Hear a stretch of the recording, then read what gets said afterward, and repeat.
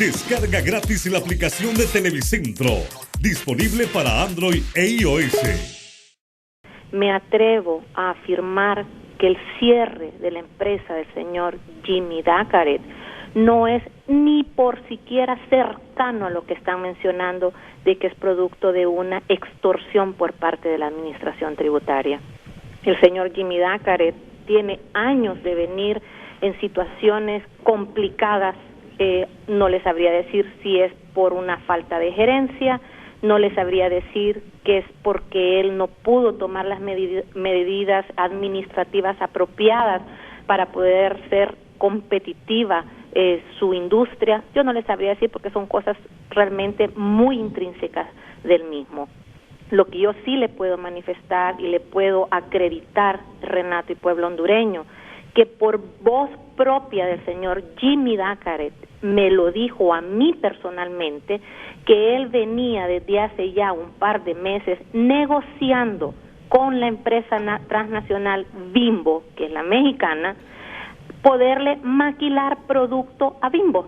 Pero resulta que le hicieron una inspección y el señor Jimmy Dakaret no la aprobó, ya sea porque no tenía medidas higiénicas apropiadas en su plantel o porque su maquinaria no era lo suficientemente moderna para responder a los tiempos de producción que la transnacional estaba solicitando.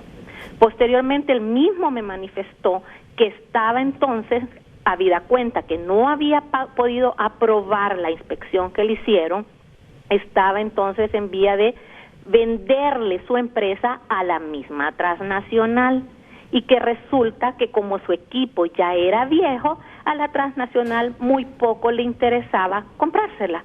Entonces es totalmente falso, Renato, que el señor haya cerrado operaciones por razones de impuestos, porque si de impuestos se tratara, resulta que él no pagaba nada. Resulta que en los años 11, 13, 14 y 15, el señor no pagó ni medio centavo partido por mitad de impuestos. No los pagó, o sea que no es una presión tributaria, no es una fiscalización, no es ningún ajuste el que obliga al señor Dakaret a cerrar su negocio, es simple y sencillamente el señor Dakaret no pudo mantener un ritmo de competencia como lo puede mantener otra industria.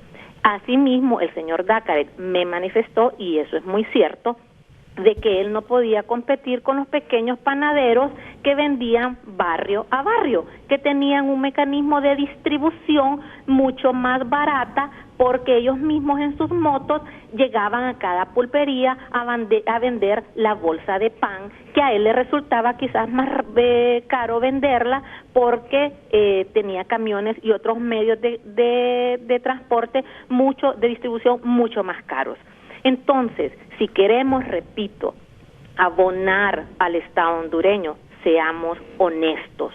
Y la honestidad pasa por afrontar y asumir cada uno de nosotros la responsabilidad que tenemos en nuestros éxitos y en nuestros fracasos, Renato. Así que yo en eso quiero que quede bien claro que el cierre de la empresa Bambino no es producto de la presión fiscal, es producto quizás de la dinámica del mercado que el señor no pudo enfrentar. Luego, el señor Obdulio está ahí manifestando que la presión fiscal de Honduras es lo que lo tiene agobiado, y usted, pues con toda la transparencia, publicó al inicio de su programa el cuadro que le presentaron en cuanto a la presión tributaria que la relacionan con el resto de los países de Centroamérica. Renato, ¿sabe usted qué es una presión fiscal? La presión fiscal es el resultado matemático de dividir ingresos versus el Producto Interno Bruto, pero eso no hace relación con tasas impositivas. La tasa impositiva de Guatemala es mismísima, el 25% de impuestos sobre renta que pagan en Guatemala es el 25% de impuesto que se paga aquí en Honduras, tasa que legalmente establece la ley de impuestos sobre la renta, pero ahí están las cifras ocultas que quieren manipular de manera perniciosa, ¿Por qué Guatemala tiene una presión tributaria de 10% y por qué Honduras tiene una de 17%? Porque si mal no recordamos, Renato, Guatemala acaba de salir de un escándalo horroroso de corrupción en temas tributarios denominado La Línea, que le costó el puesto precisamente al presidente Otto Pérez y todo su séquito. El producto de ese 10% es porque allá la administración tributaria coludida con los malos empresarios, con los malos guatemaltecos que querían seguir manteniendo sus utilidades en sus bolsillos y no en las arcas del fisco, se coludieron e hicieron que la presión tributaria guatemalteca sea de apenas un 10%, porque allá no se pagan impuestos, Renato. Eso es porque Guatemala tiene 10% y porque nosotros tenemos 17%, a pesar de que ambos países tenemos el mismo impuesto sobre la renta. Luego, ¿qué sucede? El 1.5 que mal mencionaba también el señor Obdulio. Resulta que el 1.5 no es ningún impuesto, Renato. Aquí el único impuesto que grava la renta es el 25%. El 1.5 es la manera como calculamos nosotros los pagos a cuenta. Pero, y que conste, no todos los contribuyentes están afectos al 1.5. ¿Quiénes están afectos al 1.5? Aquel grupo de contribuyentes cuyos ingresos efectivamente están por encima del 10 millones de ingresos. Entonces, a ellos se les tasa el pago a cuenta, que son 3 anticipos, que eso lo tiene cualquier país del mundo, en función de eso. Luego ellos, en abril, Renato, tienen la oportunidad de poder liquidar y decir, ¿sabe qué? Mire, Estado, yo ya le pagué lo que le podía haber pagado en función de los anticipos que le di, y entonces yo puedo, en mi declaración de impuestos sobre la renta, acreditar que causas ajenas a mi voluntad no me permiten pagarle al Estado más del impuesto sobre la renta que ya pagué. Luego el señor maliciosamente estaba diciendo que aún estando en pérdidas, nosotros les obligábamos a pagar el 1.5, por Dios santo, o él no conoce la normativa tributaria o lo hace de manera inconsciente.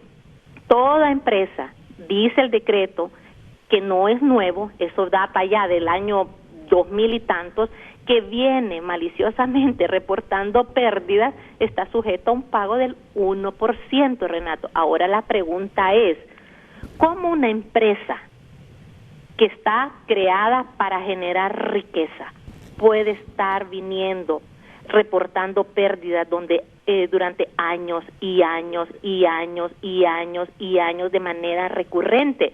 El Estado entonces tiene el derecho, Renato, de poder defender sus intereses económicos y decirle, ¿sabe qué?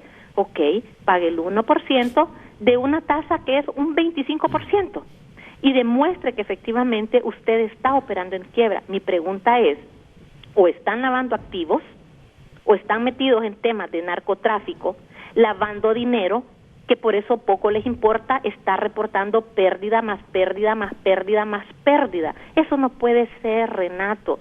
Luego ellos mencionan que nosotros con nuestra actividad estamos frenando la inversión. No hay, Renato y pueblo hondureño, situación que afecte más la inversión.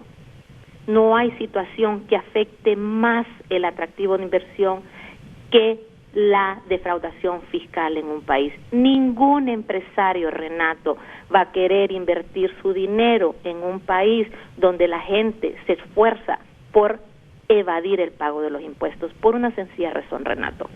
No va a competir usted igual si usted es un buen empresario que paga cabalmente sus obligaciones con el fisco versus uno que lo evade. ¿Y cómo lo evaden, Renato? Elevando gastos y costos. Por eso es que han protestado tanto por el régimen de facturación, porque ahora ya no nos van a poder elevar gastos y costos amparados en facturas ficticias, en facturas espurias. Por eso antes esta gente nos reportaban una utilidad para el caso de 0.15% de impuestos sobre la renta. ¿Por qué no dicen eso?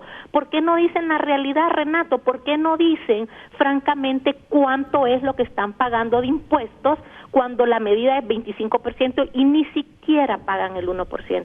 Llegan a pagar si acaso un 0.15%, Renato. Eso no es justo. Entonces, repito, si queremos ser honestos y buscar que Honduras avance, hagámoslo despojando de intereses particulares y mezquinos, porque eso es lo que le ha hecho daño a este país, Renato.